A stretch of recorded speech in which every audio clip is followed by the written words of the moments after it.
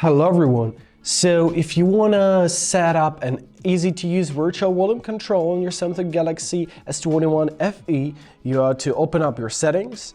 Now you are to scroll down to your accessibility tab right here. Choose your interaction and expressity, tap here and find your assistant menu. So tap on the switch to enable your virtual assistant and press allow. Now, as we see, we've got our virtual assistant. So let's tap here.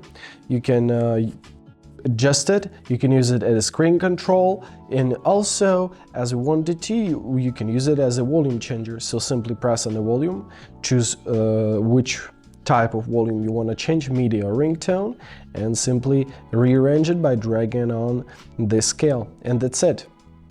If you want to turn off your virtual assistant, simply go back to the settings, interaction and dexterity, and turn it off.